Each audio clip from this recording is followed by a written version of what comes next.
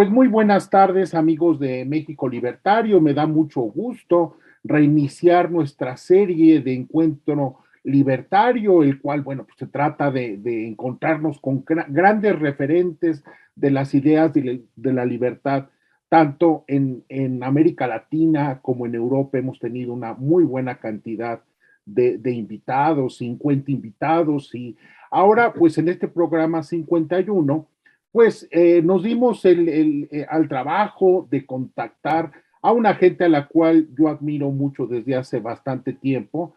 Él se encuentra ya con nosotros. Muchas gracias. Les presento a nuestro invitado, es Leonidas Selmanovich. ¿Cómo estás, Leonidas?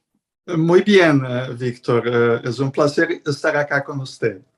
Muchas gracias. Leonidas, bueno, es economista, es escritor, tiene un libro muy interesante que se llama Ontología y Función del Dinero, el cual se encuentra publicado por esta prestigiada editorial y que es accesible para todo el público de Iberoamérica, que es Unión Editorial. Búsquenlo, es un libro relativamente reciente y estoy seguro que les será de mucha utilidad para encontrar precisamente esta preocupación de cuáles son las funciones del dinero y por qué es importante conocerlo, preservarlo y mantenerlo como una herramienta para la creación de riqueza. Leonidas, además, bueno, es funcionario, es colaborador de una institución a la cual realmente es un privilegio haber tratado, que es el Liberty Fund. El Liberty Fund funciona desde Estados Unidos y realiza una extraordinaria labor de difusión de las ideas de la libertad, no solamente en Estados Unidos, sino en toda Iberoamérica y en gran parte del mundo. Entonces, realmente es un gran privilegio que Leonidas se encuentre con nosotros y la idea es platicar con él sobre lo que sucedió en Brasil y lo que va a suceder todavía, es decir, la primera vuelta de la elección presidencial que ya concluyó y lo que viene en la segunda vuelta con este match entre Bolsonaro y Lula. Leonidas se encuentra en Porto Alegre, entonces nos va a poder dar sus impresiones de primera mano de lo que allí sucedió. Leonidas, gracias por aceptar esta entrevista. Una primera pregunta que yo te tendría que hacer, a mí me llamó mucho la atención, fue, ¿qué sucedió con las encuestas? ¿Por qué esta subestimación del voto de Bolsonaro, el cual pues en algunos sectores de la izquierda ya daban a Lula como un ganador de la primera vuelta con más del 50% de los votos y resultó pues que la diferencia fue muy, muy estrecha? ¿Tú qué has sabido? ¿Cuál es tu impresión? ¿Qué sucedió? Hubo una operación en contra de Bolsonaro, o a favor de Lula, o simple y sencillamente fueron errores de conteo de las casas encuestadoras desde tu punto de vista.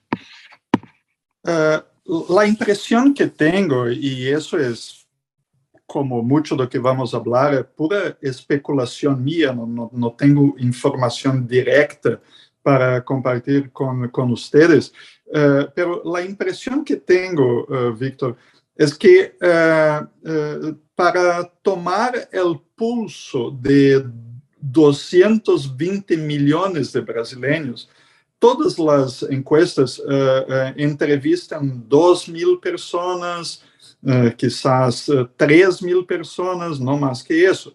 Si los modelos que utilizan, y estos modelos en general son basados en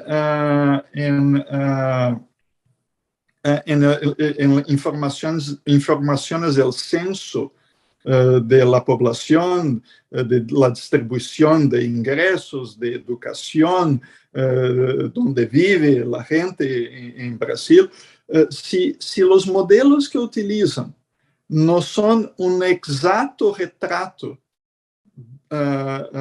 pequeñito de los 220 millones de brasileños, las encuestas resultan no confiables. Y yo creo que más do que... no estoy a decir que no hay ninguna posibilidad de manipulación. Por cierto que hay la posibilidad de manipulación, pero me gusta si hay una respuesta sencilla que da una buena respuesta para la cuestión. No intento buscar una respuesta más compleja, si una más sencilla es suficiente para explicar lo que estoy procurando entender. Y creo que ellos no tienen un modelo que pueda decir que 2, 3 personas que supuestamente deberían entonces representar la opinión de 200, 300 personas, que estas 2, 3 personas que ellos escogen para hacer la muestra sean realmente representativos do que pensam os 200, 300 mil que representam, 200, 300 mil pessoas que essas 2 ou 3 representam. Entonces no creo que sea necesario llegar al punto de decir hubo una manipulación. Es la impresión que tengo. Ya, digamos que es como lo que se ha dado en otras elecciones, un fenómeno relativamente normal en muchas encuestas de a lo mejor una mala medición, a lo mejor simple y sencillamente no se calibró suficientemente el público meta, pero digamos que no hubo por allí algo extraño en detrimento de nadie. Porque hubo una de las pesquisas más importantes que tuvo un error de 1%. Pensaba que decía que Bolsonaro tendría 42, tuve 43, que Lula tendría 49, teve 48. ¿Comprendes?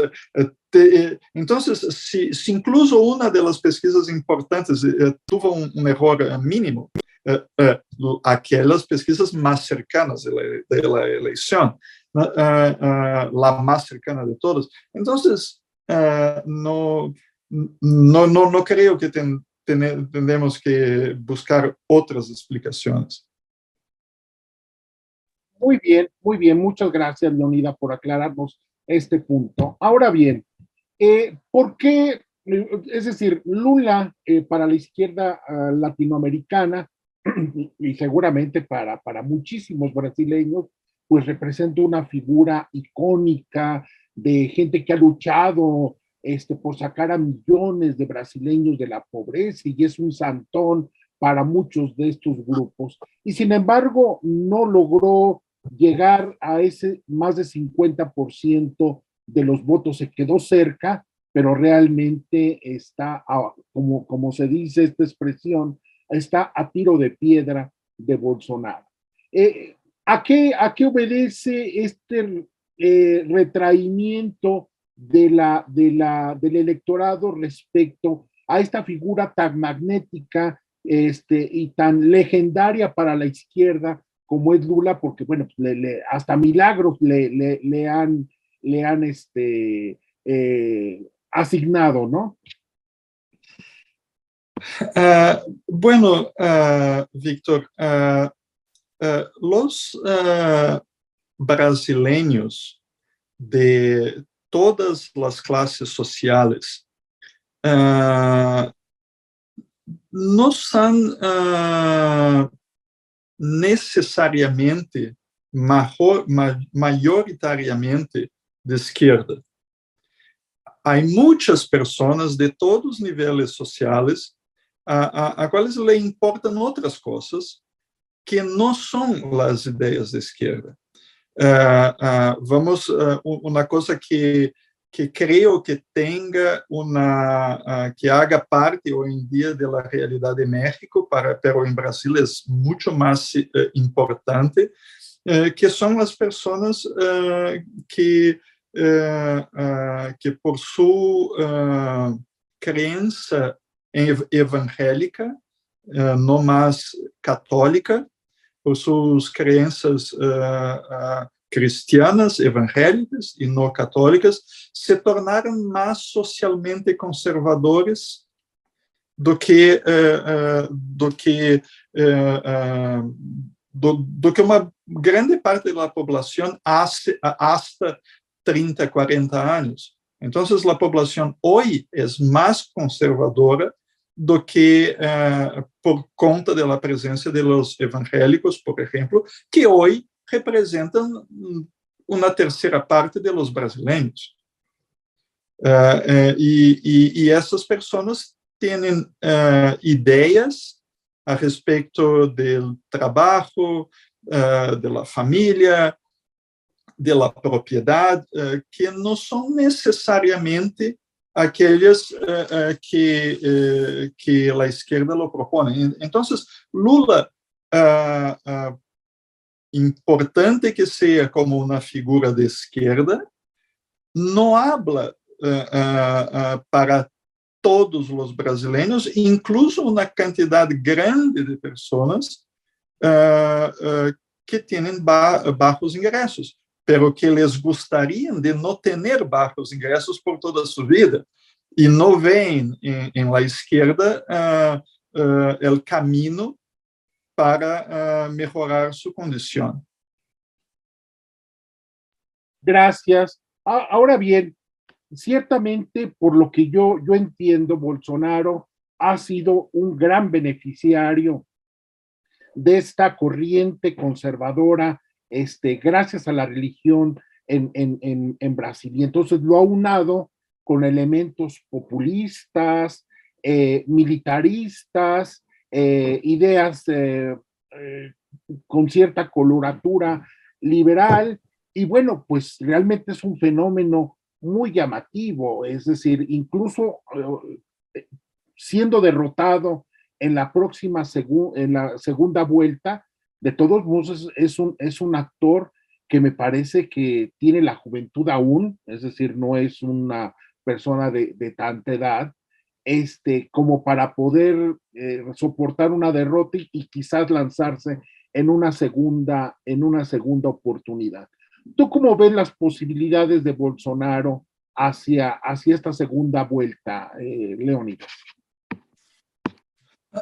Bueno, en la primera vuelta, Víctor, Lula sacó una ventaja de 6 millones de votos, ¿está bien? Pero sobre Bolsonaro. Pero hubieron 9 millones de votos para otros candidatos. Hubieron más de 30 millones de votos de votantes que podrían haber votado y no lo votaron. Más de 30 millones, creo que 33 millones. Y tuvieron 3 millones de votantes que anularon sus votos. ¿Está bien?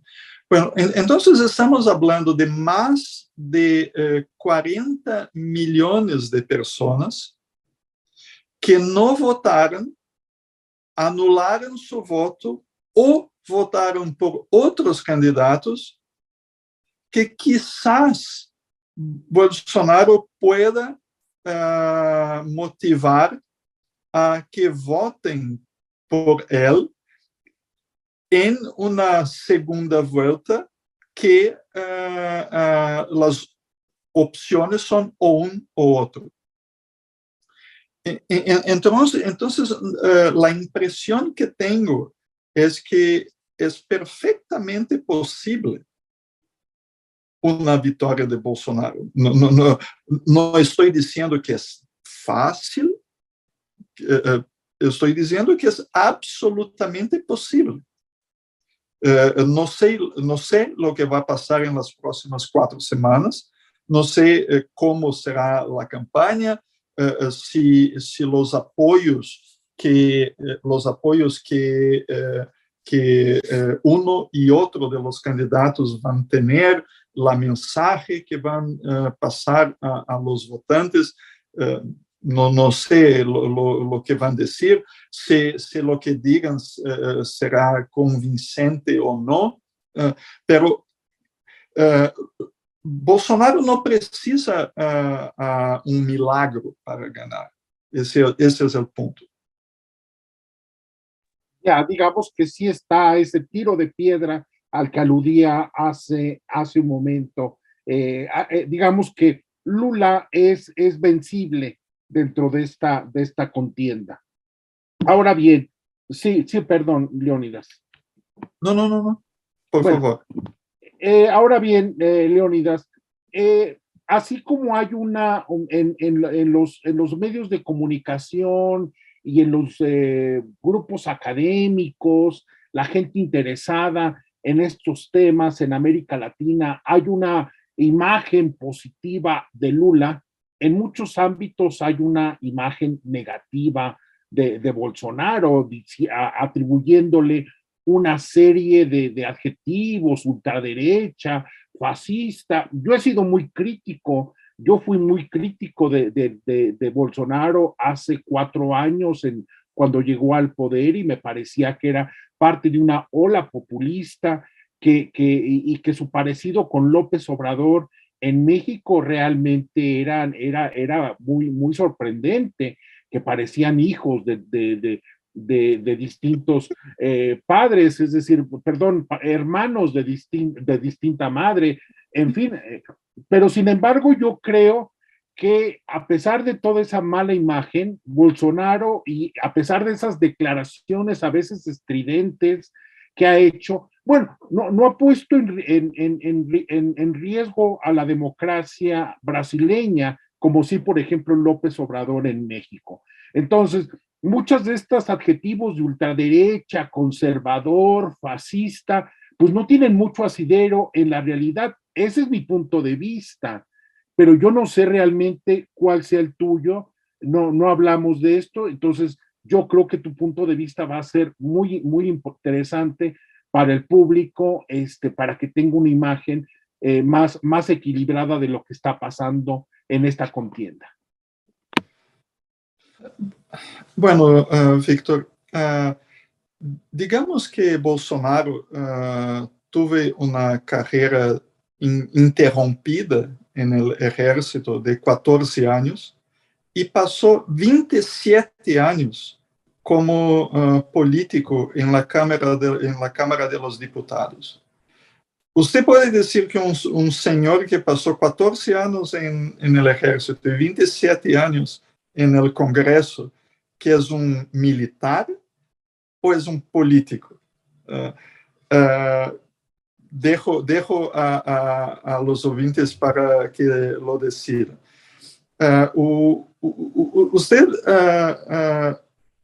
Bolsonaro llega ao poder sem partido, e com discurso de oposição à la maioria do Congresso, que em Brasil é quem realmente tem o poder. A Constituição brasileira de 88, e podemos, em uma outra ocasião, discutir se foi intencional ou não. Personalmente creo que no. El hecho es que quien tiene el poder en Brasil es el Congreso. Punto. Si el presidente no tiene apoyo de la mayoría en el Congreso, las chances de ser impeachado, ¿es así que se dice en español? Procesado, perdón, que sea procesado es inmensa. 2 presidentes brasileños desde a redemocratização em 88, foram processados e sacados do poder. E você pode dizer que hicieron coisas malas, corrupção, não cumpriram as regras presupuestárias, lo que sea.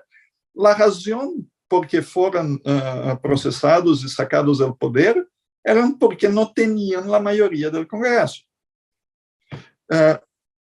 Bolsonaro se torna presidente com um discurso de oposição à maioria do Congresso, com algumas atitudes, algumas manifestações que pessoas com boa educação, vamos dizer assim, não les gusta. E então, por essa repugnância personal a Bolsonaro, Bolsonaro chega ao poder com um apoio entre as elites culturais do Brasil muito baixo. Então, não tem partido, não tem apoio no Congresso, a qual se manifesta em contra da maioria, não tem apoio das elites, não tem apoio da mídia. Como uma coisa que é importante, muito importante, por que sua carreira militar foi interrompida? Porque em Brasil, a forma como se fazem as promoções nas Forças Armadas, no Exército, é que se, dado um tempo, a pessoa não recebe uma promoção, tem que compulsoriamente sair. Compreendes? Então, a hierarquia das Forças Armadas, eles não necessitam sequer sacar do exército aqueles que não les gustam. Simplesmente não promovem. Se não promovem em 3, 4, 5 anos, eu não sei exatamente o tempo, creio que para cada puesto há um tempo diferente, a pessoa obrigatoriamente tem que sair. E por isso Bolsonaro saiu como um capitão e não como um general. Os generais não lhe gustam a Bolsonaro. Não tem o apoio do exército, não é um representante do exército de forma alguma, ou pelo menos da hierarquia do exército. Essa é a impressão que tenho. Então, como que uma pessoa assim pode ser um risco à democracia, aunque tenha, e não estou dizendo que tenha, mas aunque tuviera vocação dictatorial autoritária. Por outro lado, Lula, que tem um partido que era um dos maiores partidos do país, que tem simpatizantes de esquerda que estão muito mais simpatizantes do que os votantes do PT, porque toda a mídia, a maior parte das elites culturais, boa parte das elites empresariais de Brasil, que fazem muitos e buenos negócios com o governo, les encanta Lula. Então, que a su dado momento corrompeu e comprou a maior parte do Congresso brasileiro, sabe como hacerlo. Então, esse senhor, que é a alternativa, não é uma ameaça para a democracia, E Bolsonaro, que não tem apoio de nadie, é uma ameaça para a democracia. Não me parece muito creíble isso, a impressão que tenho. Claro, hay que al respecto que insistir, porque para mucha gente en América Latina no le queda claro, y es que la degradación institucional provocada por Lula da Silva en sus 8 años de gobierno y después en el periodo de Dilma Rousseff, como producto de las políticas populistas de Lula y que sumieron al país en una gravísima crisis económica, bueno, pues son precisamente todos estos legados de Lula, todos estos intelectuales, académicos, periodistas que dicen que Bolsonaro es un peligro para la democracia, mientras que Lula es un faro de esperanza, olvidan interesadamente esa espantosa degradación que Lula causó, por lo cual estuvo en la cárcel y que salió por un errores de procedimiento. Lula no es inocente. No sé si tú quieras abundar en por qué Lula puede ahora presentarse como un candidato con ciertas posibilidades de éxito, una trayectoria exitosa, pero se le recuerda poco esta serie de crímenes de los cuales se le ha acusado. Como usted acaba de decir, Víctor, él nunca fue inocentado por la justicia. Lo que la justicia decidió en la Corte, digamos, constitucional brasileña, que Lula, que el proceso judiciales en que se constataran y se juzgaron todos los crímenes que él cometió, que esses processos deveriam se reempezar em outra corte. E como há em el derecho brasileño, como em toda parte, há prazos prescricionales, e em el caso brasileño há leis específicas para de prescrição de culpabilidade para pessoas com mais de 70 anos e nesse caso entonces em decidir que os processos deveriam reempezar sem que as provas hayan sido descalificadas. As provas que apresentaram contra Lula nunca foram descalificadas. Lo que a decisão foi que deveriam ser reapresentadas em outro tribunal. Pero como Lula tem mais de 70 anos, esses crimes ocorreram há mais tempo do que as leis que decidem sobre a prescrição, não há condições legais de reiniciar os processos contra Lula. E é assim que saiu da cárcel e pode concorrer. Você me pergunta como é possível que 48% dos votantes que em la eleição decidiram votar por criminoso condenado?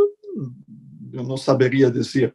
Não saberia dizer o que passa por la cabeça da gente que crê que isso é a melhor alternativa para o Brasil.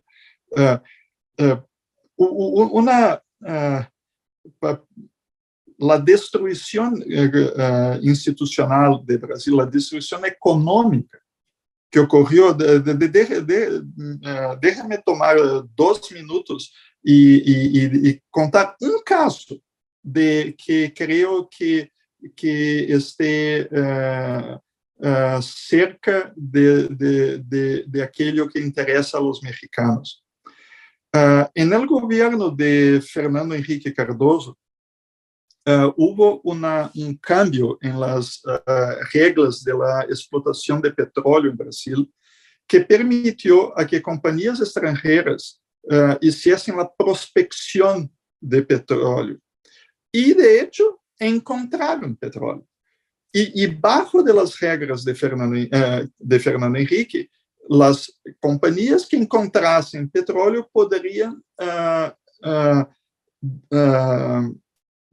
comandar la explotación y tener la compañía de petróleos del Estado brasileño como un parceiro, como un asociado minoritario que tendría una participación de inversión, pero no de comando de la operación. Bajo de Lula, así que llegó al poder hace muchos años, cambió eso, que la explotación de petróleo ahora debería ser comandada por la compañía estatal brasileña, que no tenía plata para hacer la explotación. Entonces tomó préstamos. Hizo la compra de los equipos para la explotación de compañías brasileñas y no del mejor fornecedor, del mejor productor mundial. Compañías que nunca habían producido los equipos para hacer la explotación cobraron 3, 4 veces más do que el precio del mercado internacional. No entregaron los equipamientos porque no sabían hacerlo. Pasó de todo. Mientras eso, baja el precio del petróleo.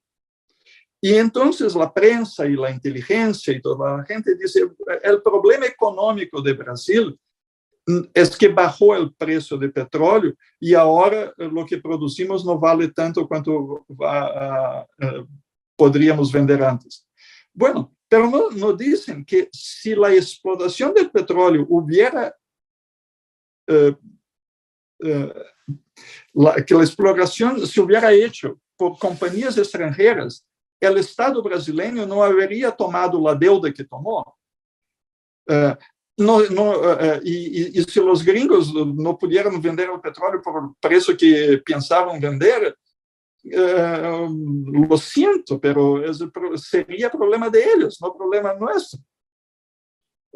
Entonces, Brasil tomó 200.000 millones de dólares en préstamos para hacer inversiones en petróleo que se mostraran no lucrativas, que deram prejuízo para el Estado brasileño, para los pagadores de impuestos, para la gente. Entonces, Brasil está más pobre, pasó años para ponerse de pie nuevamente bajo el gobierno Temer, bajo el gobierno Bolsonaro, para volver a tener una situación donde toda la plata, toda la riqueza que se destruyó bajo de Lula y su sucesora, que hiciera el pago de los préstamos de esa riqueza que no tenemos, porque la destruyeron. Es eso. Entonces, cosas como esa, hay una docena que puedo decir. Y aún así, 48% de los que fueron a las urnas votaron por él. Así es, Leonidas, un pueblo que vota, ciudadanos que votan por corruptos, no son víctimas, son cómplices de esos corruptos precisamente. Y es una lástima porque uno empieza a escarbar los casos de corrupción brasileños como el que estás señalando, y realmente las comparaciones, por ejemplo, con los casos de corrupción en Argentina, que son también alucinantes, de una picaresca extraordinaria, que uno ve a esos políticos que quieren pintar como santos y terminan siendo realmente de un ridículo espantoso. En fin, no olvidemos también que muchísimos colaboradores cercanos, las manos derecha de Lula, están en la cárcel o están en prisión domiciliaria. Él se logró librar por estos errores y por la edad, pero no está exento del destino que le sucedió a sus colaboradores más cercanos. Ahora bien, Leonidas, la situación, bueno, ya está cantada entre Bolsonaro y Lula. Vamos a ver qué sucede. Los distintos candidatos, por ejemplo, Ciro Gómez ya habló de darle su apoyo a Lula, el expresidente Temer ya dio su apoyo a Bolsonaro, en fin, están en busca de esos 30 millones de votos a los que tú mencionabas. ¿Tú crees que haya posibilidad de un cierto acercamiento de Bolsonaro al centro?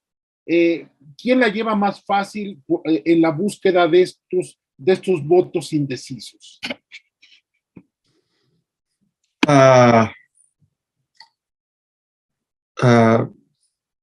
Yo diría que ambos tienen una rejección o que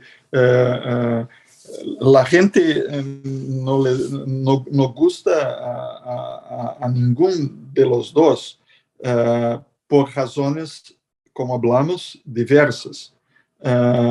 Pero la rejección a ambos es muy alta. Mi perspectiva creo que está obvio para su audiencia cuáles son mis posiciones políticas quanto a eso. Entonces, es difícil para mí poder hacer un juicio isento, objetivo de quién tiene esa posibilidad. Como lo veo, creo que Bolsonaro tiene más posibilidad que Lula de hablar, si maneja hablar a las personas, a los votantes. Pero el apoyo de Lula en la media y entre los intelectuales, entre las personas que forman la opinión pública, es absoluto. Es absoluto. Entonces, si ellos logran convencer a la gente de que Lula es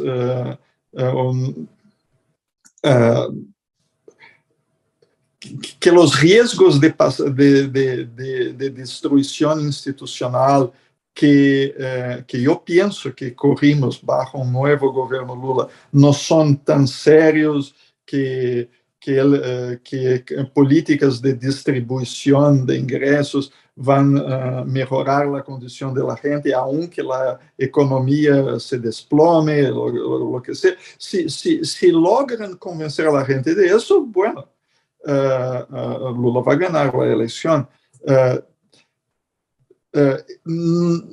Não me sinto competente para dar-te uma resposta. Quem tem melhor condições de conquistar ao eleitor médio que aún não se posicionou entre os dois? Lo siento. Muchas gracias, Leonidas. Sí, porque realmente la situación todavía está muy confusa. Vamos a ver qué sucede en los días que restan y bueno, pues son como toda competencia tan cerrada, todo puede suceder. Ahora bien, volvamos a los resultados de la primera vuelta. Entiendo que Bolsonaro logró conformar una buena bancada en la Cámara de Diputados y en el Senado, y que ganó varias gubernaturas importantísimas, como por ejemplo la de Río de Janeiro, por decir algún caso. Entiendo, en cambio, que a Lula no le fue tan bien, que realmente su bancada va a ser muy minoritaria, que respecto a los números históricos del PT, sus números de bancada y de votos sufrieron una tremenda merma. Entonces, si llegara a ganar Lula, bueno, pues se auguran 4 años muy complicados de gobierno, de obstaculización y de problemas que difícil de resolver.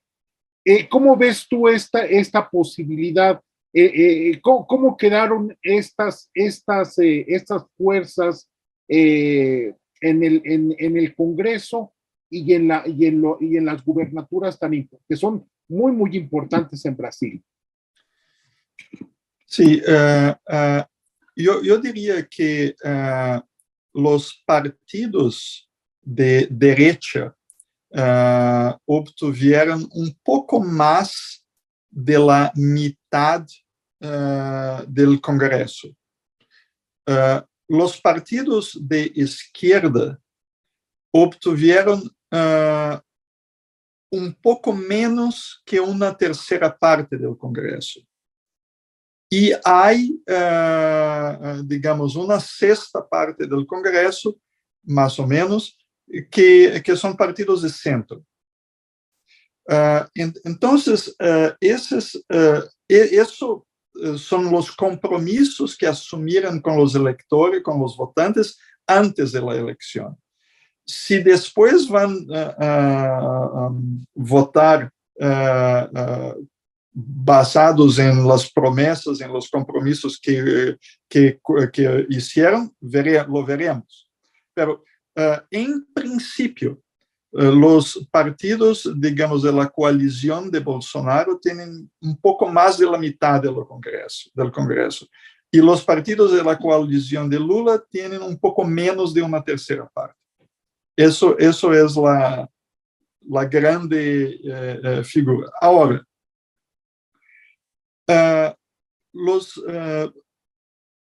el control que los líderes partidarios tienen sobre los miembros del Congreso en Brasil es muy bajo.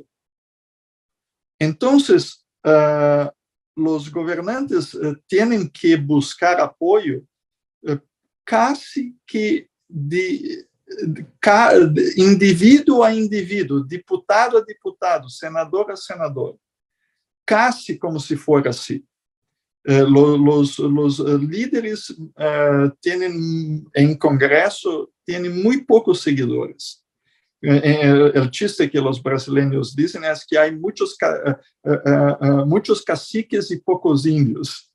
Eso es el chiste que se dice, todos son caciques, no hay indios. Entonces,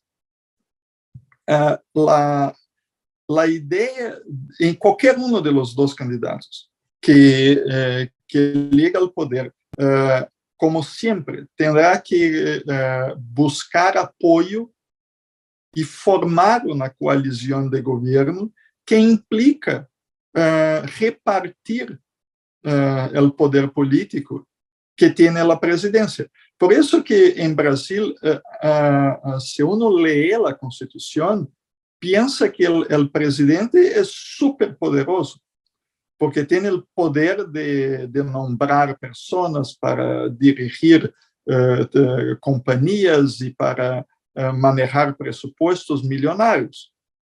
Lo que pasa es que para obtener la votación del presupuesto del año, si no cuenta con una mayoría en el Congreso, no puede pasar nada. No puede pasar el presupuesto, no puede pasar ley ninguna. Esa dependencia del Congreso, que es muy fraccionado entre más de 2 docenas de partidos, tiene 20 y pocos partidos que tienen representación en el Congreso. Entonces, es una dificuldad que limita lo bueno y lo malo. Limita lo que el gobierno puede hacer de bueno y lo que el gobierno puede hacer de malo. Y esa es la realidad de la política brasileña. Así es, Leonidas.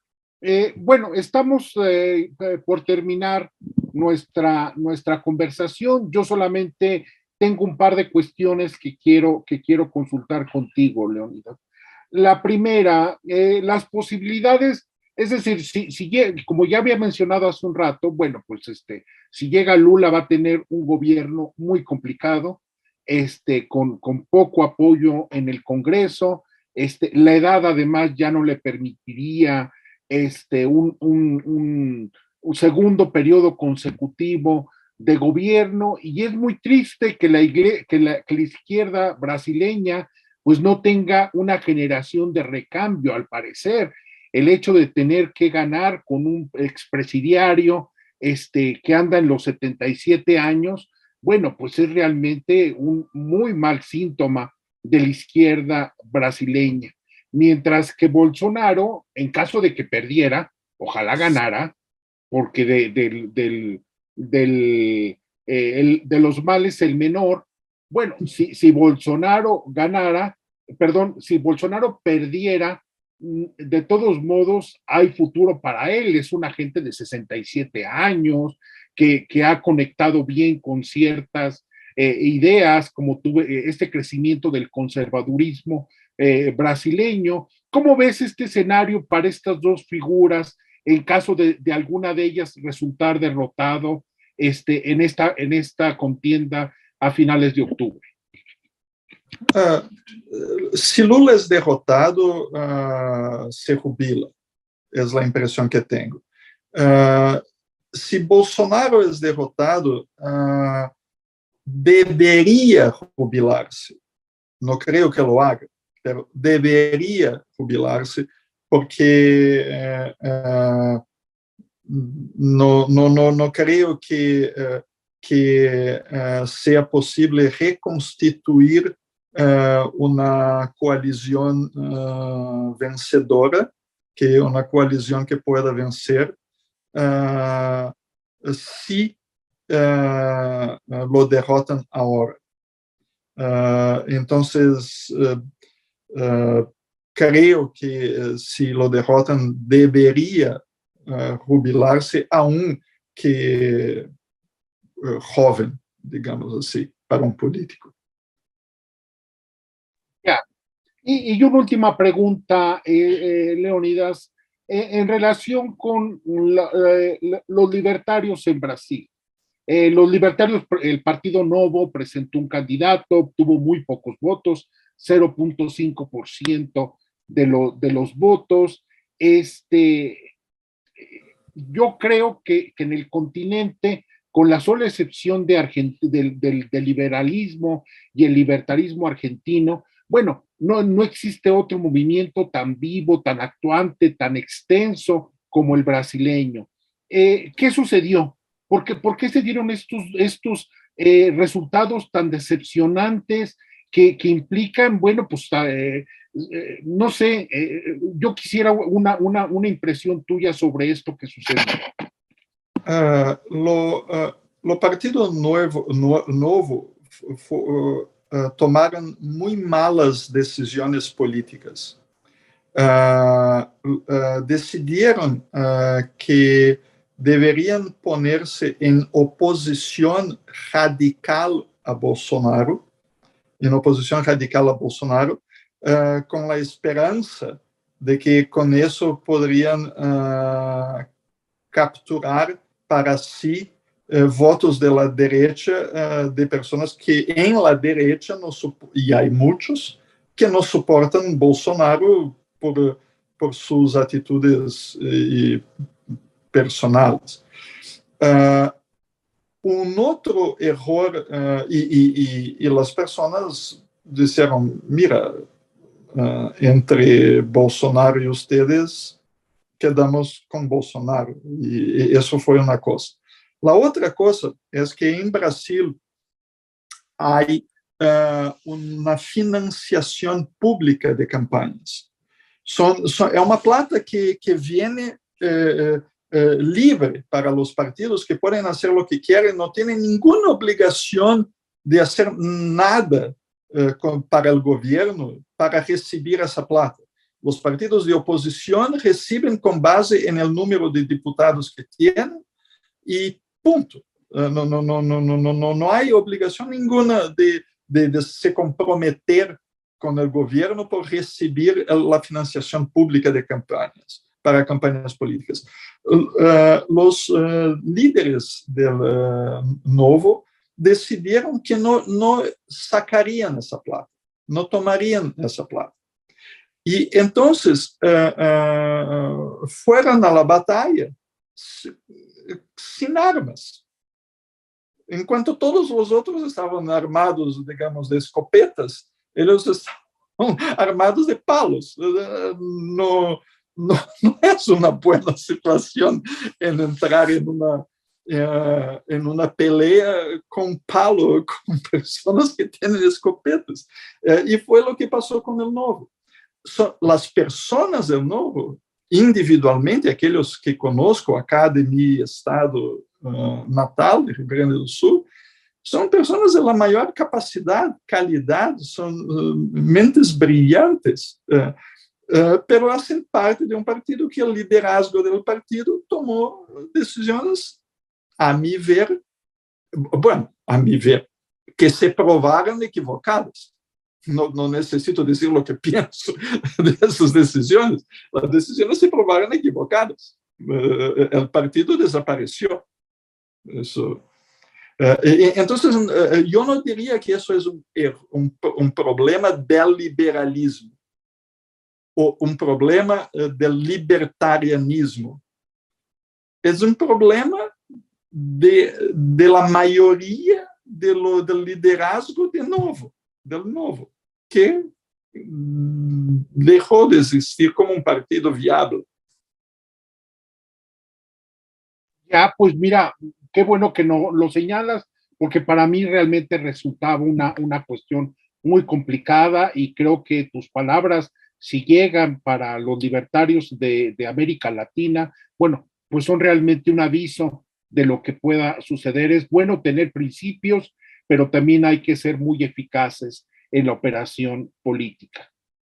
Pues muchas gracias, Leonidas. Yo no sé si tú quieras destacar algo que a lo mejor yo no te pregunté, subrayar algo de lo que has mencionado, algún dato de contacto, donde alguien te pueda contactar y preguntarte algo. No sé, es tu espacio y lo que tú decidas comentar como último comentario en este encuentro.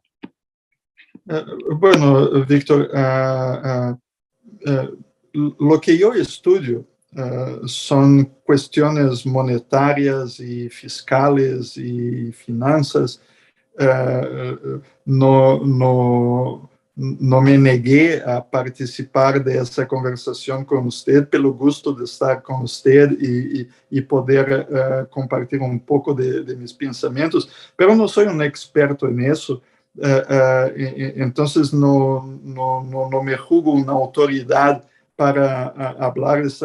Hablé mucho más como un ciudadano, una persona que lee los periódicos, do que como un experto.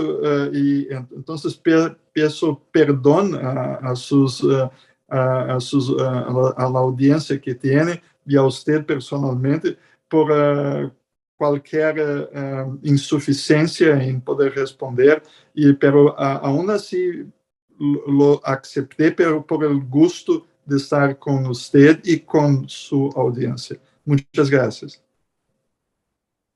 Muchas gracias. Nosotros somos los agradecidos, Leonidas, porque nos diste una visión de primera mano de lo que sucedió y bueno, pues también nos abres un poco los ojos a los libertarios sobre esa necesaria eficacia política que se requiere y también, bueno, para mí también era muy importante dejar claro, pues bueno, tanto combatir esta imagen de un Lula perseguido político, y en contraste con un Bolsonaro representante de los peores excesos del fascismo, lo cual, bueno, a ninguno de los dos le hace justicia este tipo de imágenes, y yo te agradezco mucho por tu claridad en estos conceptos. Con mucho gusto, Víctor. Muchas gracias, Leonidas. Feliz viaje. Y bueno, pues yo agradezco a los amigos de México Libertario su seguimiento de este encuentro y los invitamos a continuar siguiéndonos en las diversas actividades que realizamos y en nuestras redes sociales. Gracias y tengan ustedes una excelente noche. Gracias, Leonidas. Um abraço.